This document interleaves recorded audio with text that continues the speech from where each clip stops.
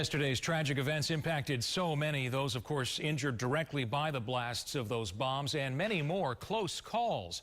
One of those close calls was our own Chris Trenkmann, who is in Boston right now.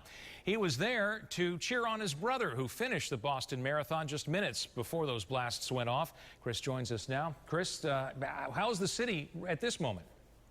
Boston has become one of military officials on street corners along with Homeland Security officers. This has become the norm as there's been stepped up security in the area. To give you an idea of just how close I was to the blast scene, this is Exeter Street.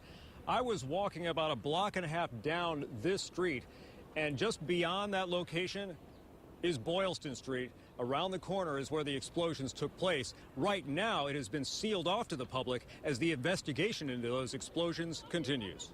The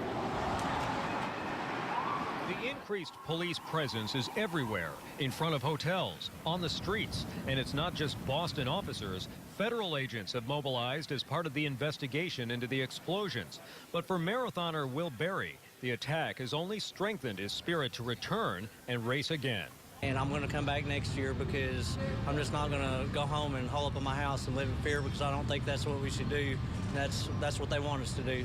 Barry has a 5-year-old nephew in Arkansas who wanted to attend the race, so hearing about those who died in the blast makes him think about what might have happened to his relatives. And that little boy that was 8 years old that unfortunately passed away in this could have been any of our relatives, and it just hits home a little more when you see that. There's nothing normal about seeing military-style vehicles parked on city streets, but after Monday's bombings, many spectators actually welcome the heavy security and appreciate those who worked the horrific crime scene. And all the first responders that rushed towards the chaos, it makes me feel a lot better to be in a place like that, seeing how they responded immediately, going towards to help those that were affected and injured.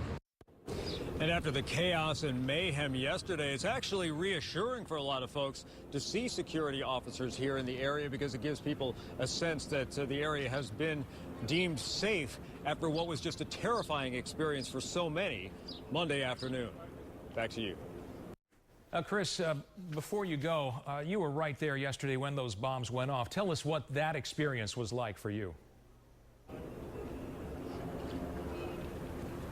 Dan, absolutely. It was an incredible experience to be here at the time of the explosions. We were walking back from the finish line of the race, which was on Boylston Street. Tremendous crowds there, people cheering on the runners. We were walking back on this street right here. This is Exeter. We were coming south, and out of nowhere came the first explosion. I turned around to look and see what had happened, and nobody was quite clear what had happened. They had definitely determined at that brief moment that it was something serious, because it vibrated the ground, it shook the buildings next to us. And then the second blast happened, and that's when we saw people just running away from the scene, running down this street. We could see the runners on Boylston Street turning and running in the opposite direction. It was a terrifying experience, because I myself was among those people running away from the blast scene, not knowing exactly just how serious it was at that moment, but later finding out that people had been killed, people had been maimed and injured, and of course even a young child among the dead. It was really a frightening experience overall, Dan. Chris Trenkmann reporting live for us in Boston, and he will continue to bring us live reports throughout the day here on ABC Action News. Look for more from Chris tonight on ABC Action News at 5.